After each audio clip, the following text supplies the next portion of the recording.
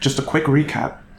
I have my hand tracking data coming in, and I turn the hand tracking data, I rename it into UV, select, and ID, and then chop 2, and then I plug those into the render pick, and in the render pick, I have one that's set to give me the instance ID based on what I pinch on, and then the other one is for what I hover over.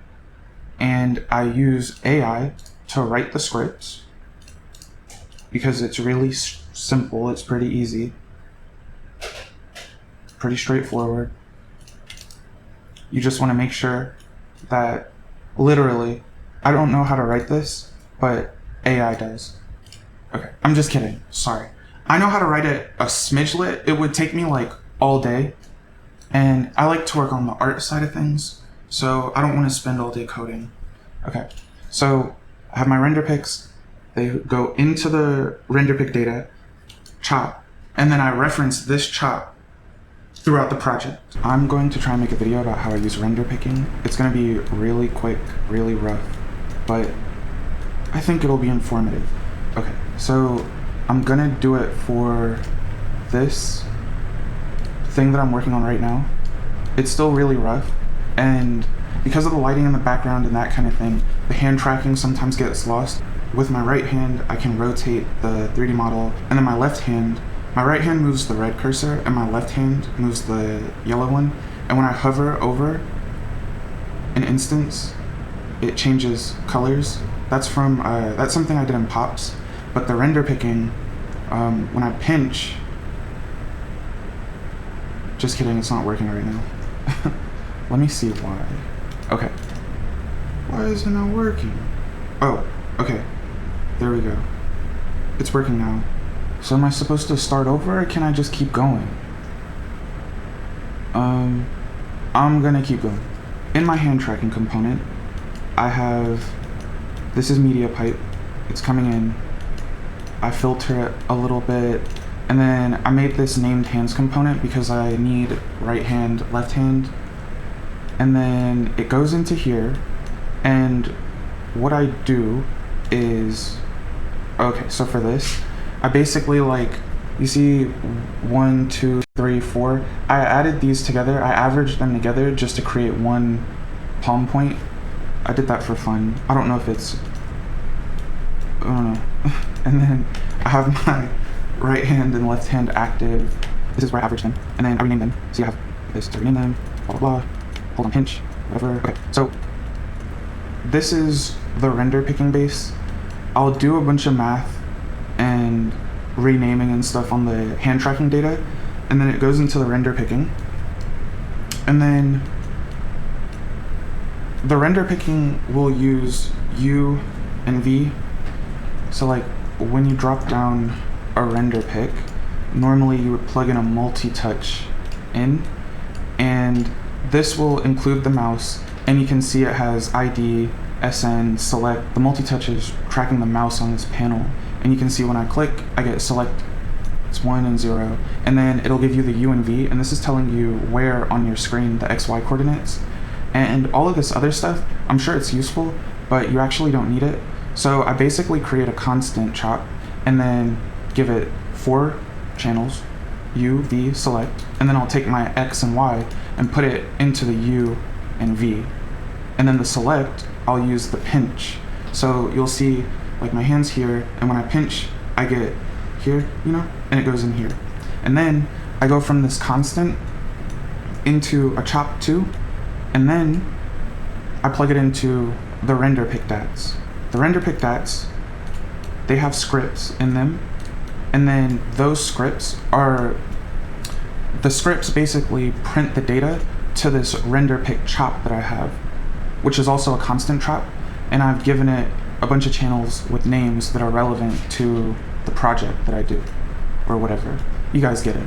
Okay, so this interactive, most of the time I'm just using the XY data of the hand and pinching, and I like to know if I pinch on an instance or if I'm not pinching on an instance. So you can see I can pinch on this orb and it'll get big, but then if I don't pinch on the orb, I want to know if I'm not pinching on an orb.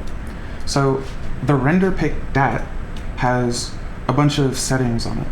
And if you go to the options tab, you'll see it has fetch point color, texture, depth, and instance ID. And for this type of project, I'm really only using the instance ID.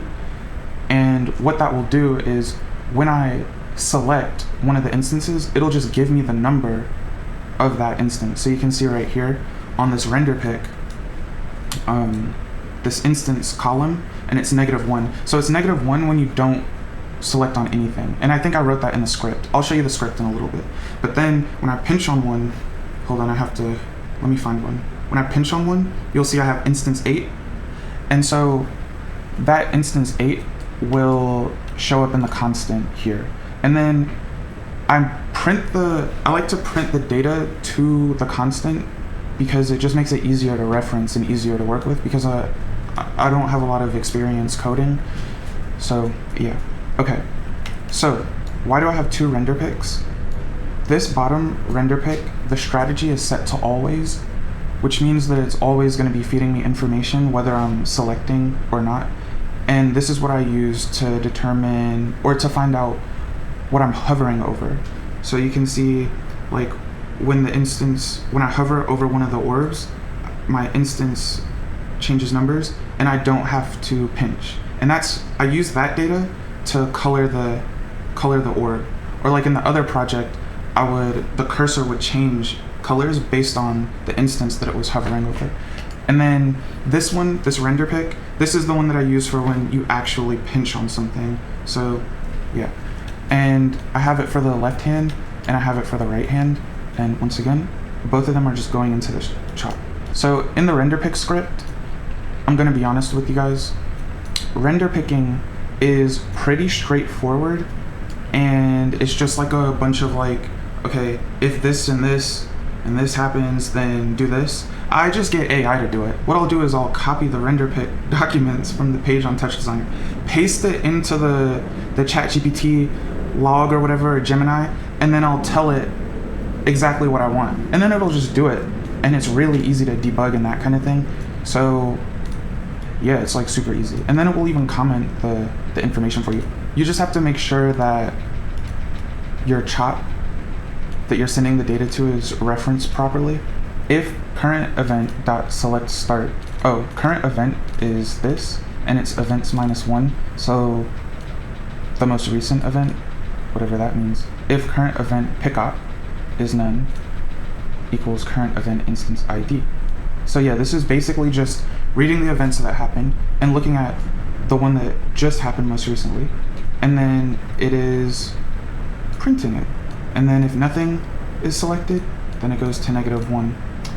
And this basically is saying send it to the render pick data chop.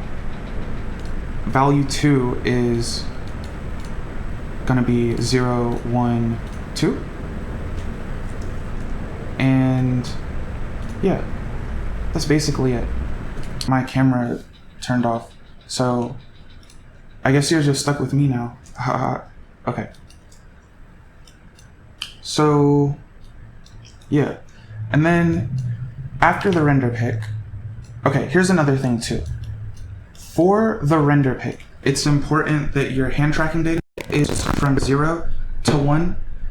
With MediaPipe, I think it does that naturally, but with Leap Motion, the hand tracking data is from like -900 to +900 and all types of stuff. And so you just have to convert it from that to 0 to 1. But then when you go to work in tops, you have to also have the -0.5 to 0.5 data. And so after the render picking, I go into some more chops and I convert it from 0 to 1 to -0.5 to 0.5. And it's important that you do it after if you want to use a cursor in tops. Because if you do it before, then your render picking cursor might not line up with your like tops cursor. I don't know, maybe. That's basically our hand tracking setup, I think. So if we go back a little bit, I have my render pick data in this chop. And what I do then is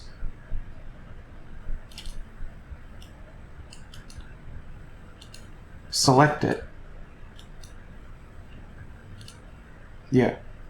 So this is my chop network to control the instances. And in here, I bring in that render pick data, but I only bring in the left hand because for this project, I only use left hand render picking. And then it basically like is connected to a bunch of things in here. Like it's connected here, it's connected here, it's connected here, and here, here, and it's just switching between all of these things based on if I'm pinching, if I'm not pinching, if I pinch on an actual instance, stuff like that. But I am not going to use this method anymore. I'm going to do this in pops now. So I'm currently working on the pop version, which seems to be way less work so far. So you can see I've brought in my render pick data and I'm using it for a couple of things right now, but I plan to recreate this whole thing in pops. And then, so I'm not going to dive into this because I don't know, this was miserable. I hated this. But you can see I have like here and here, these two things are kind of like the states for the orbs. So when the instance is selected, I just had it going to this specific position in 3D space, which is basically 0, 0 on the TX and TY, and then 5.5 on the TZ, and then I scaled it up to 4. And then when I select one and the others aren't selected, they scale down to 0.57. And then up here, you can see that like this transform chop is connected to my hand movement, and this is what's making the points rotate. Out here, I have a sphere. Sometimes I experiment with different shapes, but these shapes go into a sprinkle, and it will put a certain amount of points on that shape. The amount of points it puts onto the shape are determined by have inside of this base. This is all of the content that would normally show up when you select on one of the instances. So you can see this pattern chop, it has the length is the amount of rows in the photo library. So it's referencing this DAT, which is looking at a folder. It's looking at a folder and then it lists it. So you see there are 31 rows, but the first row is, they're just names. So when you go to the pattern, you'll see it's the number of rows minus 1. I think that makes sense. Okay. And yeah, you'll see like here, if I just wanted to make this quick video to go over the old school method because I'm going to be recreating this in pops and it will look really different. But the point of this was to show you the render picking situation in depth, because I'm also not going to use render picking anymore. I'm going to start working on a 3D cursor. So render picking, you have to use this like 2D cursor method, and it's just a little boring and it feels a little computery, you know, like you use a mouse, you use your hands, whatever. It's okay. But the logic will be the same, kind of. So the logic will be the same with the 3D cursor. Okay. So just a quick recap. I have my hand tracking data coming in, and I turn the hand tracking data, I rename it into UV, select, and ID, and then chop 2, and then I plug those into the render pick, and in the render pick, I have one that's set to give me the instance ID based on what I pinch on, and then the other one is for what I hover over. And I use AI to write the scripts because it's really simple. It's pretty easy. Pretty straightforward. You just want to make sure that literally, I don't know how to write this, but AI does. Okay, I'm just kidding. Sorry. I know how to write it a smidgelet. It would take me like all day. And I like to work on the art side of things, so I don't want to spend all day coding. Okay, so I have my render picks. They go into the render pick data, chop, and then I reference this chop throughout the project. And I think that's it. Gracias for watching, and adios.